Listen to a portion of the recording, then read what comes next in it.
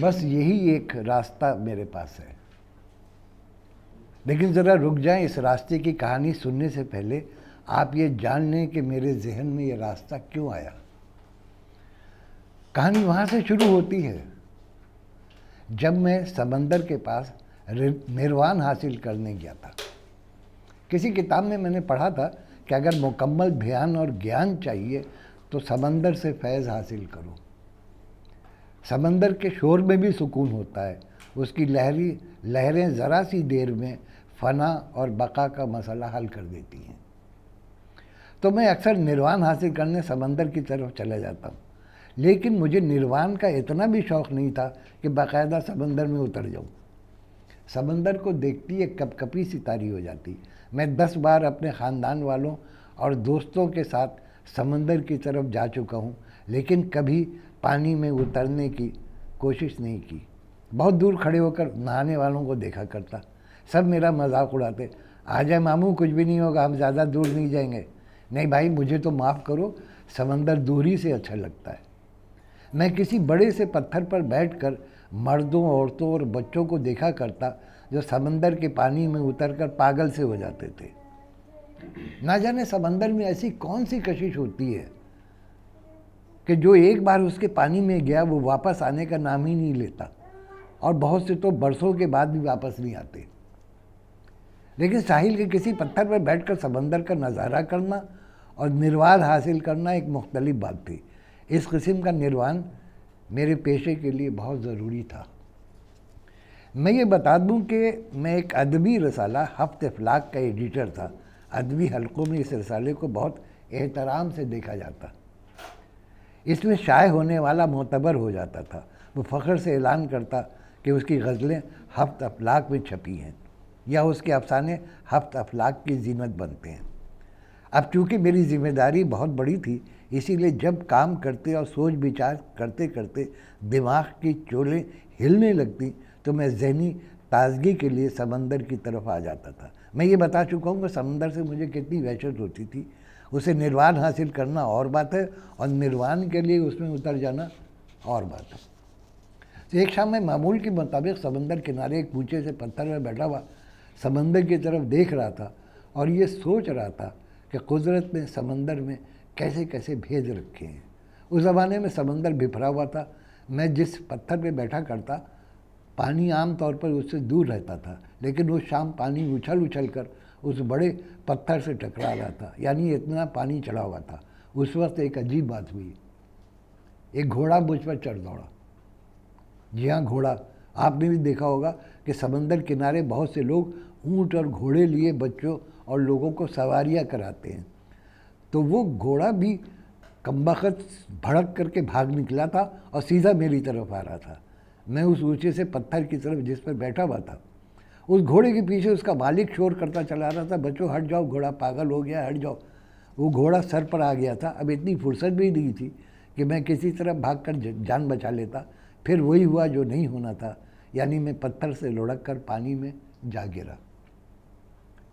अंदाज़ा लगा ले कि मैं उस समंदर में गिरा था जिससे मुझे हमेशा खौफ और वहशत महसूस होती थी। घोड़ा और उसका मालिक शोर करते हुए बहुत दूर निकल गए थे। मैं इस भिपरे हुए पानी में डुबकियाँ खाने लगा। शायद ये मेरा आखिरी वक्त था। सब गायब हो गए थे, बस एक मौत का साथ था जिसने मेरी चारों तरफ अपना डेरा डाल दिया था। मैं निर्वाण हासिल करने के चक्कर में अपनी मौत के करीब हो गया था। समंदर के नमकीन पानी से मेरी आंखें जलने लगी थी, मेरी सांसें रुकने लगी थी। उसी वक्त किसी ने मुझे बालों से पकड़कर किनारे की तरफ घसीटना शुरू कर दिया। कोई मुझे बचाने के लिए आ गया था, कोई फरिश्ता। बालों को छोड़कर उसने मेरा हाथ थाम लिया और कुछ ही देर बाद किनारे की तरफ ले आया, जहाँ वो पत्थर की एक तवील दीवार बनी हुई थी। बहरहाल उसने मुझे बचा लिया। वो एक माकूल सूरत महज़ब इंसान था जो बहुत तशवीश भरी निगाहों से मेरी तरफ देख रहा था। मैं जब होश में आकर उठ बैठा तो उसने मेरा हाथ थाम कर बहुत अपनाइयत से दरियाफ़्त किया, अब कैसी तबीयत है भाई? अब मैं ठीक हूँ भाई, आपका बहुत बहुत शुक्रिया, आपने मेरी जान बचा ली, वरना मैं तो अपनी ज़िंदगी की तरफ से मायूस हो चला था। ओ खुदा, मैंने झरझरी ली। क्या भयानक तजुर्बा था। मौत पूरी तरह मेरे सामने आ गई थी। जनाब, हर चीज़ का एक वक्त होता है। आपका भी वक्त नहीं आया, इसीलिए आप परेशान ना हो, ठीक रहेंगे आप। मैं उस फरिश्ता सिफत इंसान को देखता रह गया। चले चाय पीते हैं, तो वहीं आपसे बातें भी होंगी। हम सामने वाले स्टॉल की तरफ आ गए। चाय के साथ साथ खाने पीने की भी बहुत सी चीज़ें मिल रही थी। हम चाय के गिलास लेकर पत्थरों की बेंच पर आकर बैठ गए। जनाब, मैं अक्सर सोच विचार के लिए समंदर की तरफ आ जाता हूँ, लेकिन कभी पानी की तरफ नहीं जाता। आज भी मैं मामूल के मुताबिक एक पत्थर के पे बैठा हुआ था कि घोड़ा भड़क कर मेरी तरफ हाथ निकला। बहरहाल साहब, हादसे होते ही रहते हैं। वैसे आपका मसाला क्या है? उसने पूछा। अब पता नहीं आप जानते हो या ना जानते हो, मैं एक अदबी रिसाले का एडिटर हूँ। ओह, उसकी आंखें चमक उठी। अदबी रिसाले का एडिटर? क्या नाम है रिसाले का? हफ्ते फलाक। अरे तो क्या आप फ़रोग़ माहपूरी साहब हैं?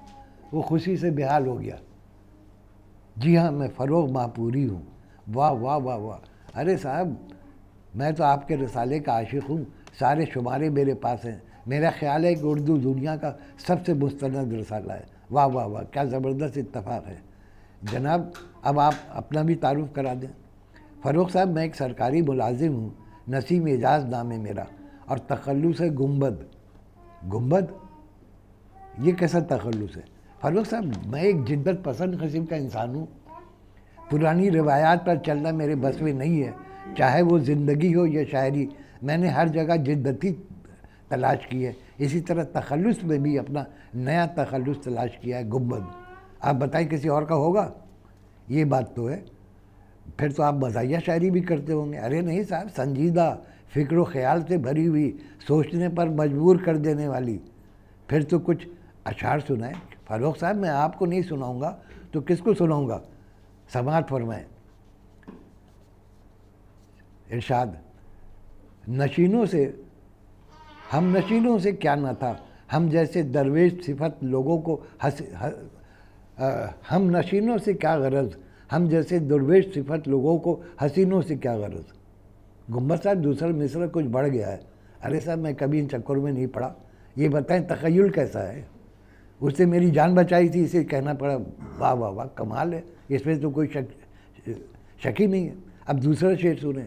ज़मी खुदा दिन हमें मुर्दनी के माटी में मिलकर देख लिया, जिंदा रह जाने वालों को ज़ोरा जबीनों से क्या गरज। वाह, ज़बरदस्त, मज़ा आ गया। बहुत कमाल का शेर है। बस साहब, मेरी तो मेहनत वसूल हो गई। मेरी आदत है कि मैं शायरी और फ़लसफ़े को साथ लेकर चलता हूँ। दिल तो ये चाह रहा था कि उठकर भाग लूँ, लानत थी उसकी शायरी पर, लेकिन क्या करता, उसने मेरी जान बचाई थी, है या नहीं? वो इस तरह की शायरी सुनाता चला गया। मैं सर धुनता गया। बहुत देर के बाद खुद उसको मेरी बेचारगी का ख्याल आ गया। फ़रोग़ साहब, मेरा ख्याल है कि मैं आपका बहुत वक्त ले चुका हूँ, अब हमें चलना चाहिए, मुझे भी देर हो रही है। घर आ गया तो बीवी ने रोना धोना मचा दिया। बहरहाल दूसरे दिन दफ्तर में ही ऐसी सूरत हाल रही। हर तरफ से मुबारकबाद के पैगाम आ गए, और तीसरे दिन वो फरिश्ता यानी वो शख्स मेरे दफ्तर भी आ गया। मैंने दफ्तर वालों से उसका तारुफ कराया। सब उसकी तरफ तारीफ़ करते रहे। वो इंकिसारी के साथ गर्दन झुकाए बैठा रहा। मैंने उसके लिए चाय मंगवा ली। चाय पीने के बाद उसने अपनी जेब से कागज़ात का एक पलंदा निकाला। फ़रोग़ साहब, मैंने बिल्कुल नई ज़मीन में गज़ल कही है। जी फरमाएं। मेरा दम निकलने लगा था। मैं आपको सुना देता हूँ, फिर अपने रसाले में शाये कर दीजिएगा। धूम मच जाएगी, ज़रूर मच जाएगी। अब सुनाएं तो सही। उसने गज़ल सुनानी शुरू कर दी। ऐ सरे बालीदा ज़मीन सख्त ज़मीन सख्त, ऐ किश्वर खाबीदा ज़मीन सख्त ज़मीन सख्त। गुंबद साहब, क्या है ये? मैंने तकरीबन रोते हुए पूछा। ज़ाहिर है जनाब, गज़ल है, और ये तो देखें कैसी सख्त ज़मीन में गई है। ज़मीन सख्त ज़मीन सख्त पूरी उर्दू शायरी में नहीं मिलेगी। वाकई पूरी उर्दू शायरी में ऐसी ज़मीन में गज़ल नहीं मिलेगी। लेकिन क्या ये ज़मीन कुछ ज़्यादा सख्त नहीं हो गई? यही तो कमाल है इस गज़ल का। अब आप अगले शुमारे में से शाये कर दें। गुंबद साहब, आप ये कहना चाह रहे हैं कि मैं फलाक में शाये कर दूँ? और क्या, ऐसी मेयारी और अनोखी गज़ल आपको और कहाँ मिल सकती है? मान लिया कि उसने मेरी जान बचाई थी, लेकिन उसका ये मतलब नहीं था कि उसकी बेतुकी शायरी जो है हफ्ते फलाक जैसे शुमारे में रिसाले में शाये हो। अब मैं बरह रास्त उसका दिल भी नहीं तोड़ सकता था। मैंने कहा गुम्बद साहब आप इस गज़ल को तो मेरे पास ही रहने दें और कोई दूसरी गज़ल लेकर आए जिसकी ज़मीन इतनी सख्त ना हो। अरे जनाब ये तो मेरे बाएं हाथ का खेल है। बहुत अच्छा, आप दूसरी गज़ल आ जाए तो ज़्यादा बेहतर हो। आप बेफिक्र होकर मेरी शायरी का कमाल देखें। वो कमबख्त दूसरे दिन एक और गज़ल लेकर आ गया, बहुत फ़ख्रिया अंदाज था। ये नहीं जनाब बहुत आसान गज़ल है, ऐसे सादा लफ्ज़ों में शायरी करना बच्चों का खेल नहीं है। मेरा ख्याल है कि मीर साहब के बाद मैंने ही हिम्मत की होगी। वाह जनाब आपने तो कमाल कर दिया, चले सुनाए। जो मैंने कही एक आसान गज़ल है, जो तुमने सुनी एक आसान गज़ल है। गुम्बद साहब ये क्या है? आसान गज़ल है जनाब, देखे तो सही बसरे कितने रवां हैं, पानी की तरह बह रहे हैं। चलें अब उसका दूसरा शेर सुनाएं। दाद दें कि कहाँ से ऐसा अछूता ख्याल ढूंढ कर लाया हूँ। लड़की भी नहीं खातून जो कोठे पे चढ़ी, एक आसान गज़ल है। मुलाज़ा फरमाया आपने, मैंने गज़ल को कोठे पे चढ़ा दिया है, यानी बामे उरूज तक पहुँचा दिया है। वाकई जनाब आपने तो कमाल कर दिया। तो बस ये गज़ल तो छप रही है ना। गुम्बद साहब अब मैं आपसे क्या कहूँ, आप ऐसा करें कोई और गज़ल लेकर आएँ। आप तो साहिब ज़ौक़ हैं, हमारे रिसाले की पॉलिसी से तो अच्छी तरह वाकिफ़ होंगे। ये ले अब इतनी म्यारी गज़ल भी आपके मिजाज के मुताबिक नहीं है। मेरे मिजाज के तो है, रिसाले के मिजाज की नहीं है। कमाल करते हैं आप। मैंने आपकी जान बचाई है और आप ऐसी बात कर रहे हैं। मेरी गज़लें अपने रिसाले में शायद नहीं करना चाहते।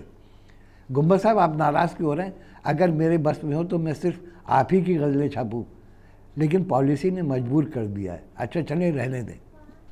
वो नाराज़ होकर चला गया।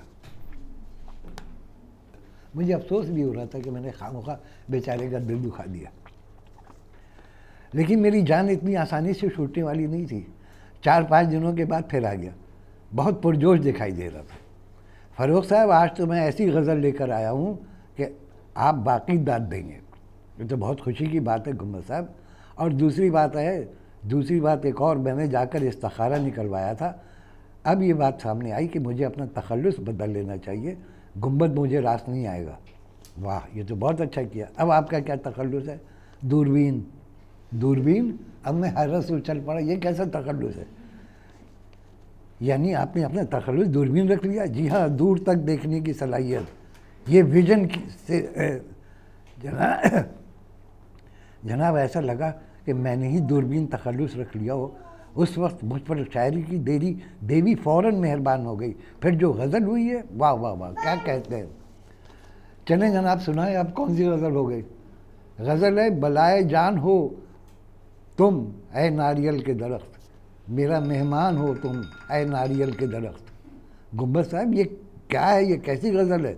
आप ज़रा रदीफ़ तो देखें, नारियल का दरख्त। क्या पूरी उर्दू शायरी में ऐसी रदीफ़ आपने देखी है? नहीं जनाब, बिल्कुल नहीं देखी। तो बस अब ये यकीन हो गया मुझे कि मेरी गज़ल हफ्ते अफलाक में ज़रूर छपेगी। वो तो खैर बात की बात है, छपना ना छपना। अभी आपको ज़रा मेरे साथ चलना है। कहाँ? मैं एक ज़रूरी काम से जा रहा हूँ और शायद ये मेरी ज़िंदगी का सबसे ज़रूरी काम होगा। आप मेरे साथ चलें। खैर साहब वो मेरे साथ आ गया। मैंने जनाब टैक्सी की और सीबी पहुँच गया। फ़ारूक साहब ये सीबी किस खुशी में आ गए? बस वहीं तबीयत ज़रा बोझल हो रही थी, कुछ देर बैठकर वापस आ जाएंगे। मैंने टैक्सी को फारिग किया और उसी पत्थर पर जाकर बैठ गया जिस पर मैं बैठा करता था। ठीक उसी जगह पहुंचकर मैंने उससे पूछा, गुम्बद साहब आपने पहचाना ये कौन सी जगह है? क्यों नहीं जनाब, ये तो वही जगह है जहां हम मिले थे और मैंने आपकी जान बचाई थी। अब आप मुझ पर एक एहसान फरमा दें। अरे साहब क्यों शर्मिंदा कर रहे हैं? फरमाएं। अब आप मुझे यहाँ से धक्का दे दें। जी धक्का दे दूँ? जहाँ धक्का दो मुझे बदमाश आदमी, धक्का दो ताकि तुम्हारा एहसान ख़त्म हो जाए। अरे फ़ारूक साहब क्या हो गया आपको? ये आप क्या फरमा रहे हैं? जलील इंसान, धक्का देकर मार दे मुझे। मैं तेरी बेतुकी शायरी अपने साले में शायरी नहीं कर सकता, इसीलिए मार दे मुझे ताकि मुझ पर तेरा कोई एहसान ना हो। आप शायद पागल हो रहे हैं। हाँ पागल हो रहा हूँ और तेरी वजह से वो हूँ। तेरी शायरी ने मुझे इस हाल को पहुँचा दिया है। मार दे वरना मैं तुझे धक्के देकर समुद्र में फेंक दूँगा। गुम्बद के तो 14 तबक़ी रोशन हो गए, क्योंकि उस वक्त मेरे तासुरात ही ऐसे थे। मेरा लहजा इतना ही खूंखार हो रहा था। अचानक उसने एक झटका देकर अपना गिरेबान मेरी गिरफ्त से छुड़ाया और एक तरफ दौड़ लगा दी। मैं भी उसके पीछे दौड़ पड़ा। रुक जा, कहाँ जा रहा है शायर की औलाद। लेकिन वो शायर की औलाद तो दौड़ते ही चला जा रहा था। वो दिन है और आज का दिन पलट कर मेरे पास नहीं आया और शायर से मेरी जान छूट गई। तो इस कहानी के अखलाकी सबक ये कि कभी किसी बेतुके इंसान का एहसान न लो। अगर डूब भी रहे हो, कोई बचाने आ जाए तो पहले उससे पूछ लो कि भाई तू कहीं शायर तो नहीं है। अगर वो शायर है तो फिर डूब ही जाओ, वो ज़्यादा बेहतर होगा। ये सब ये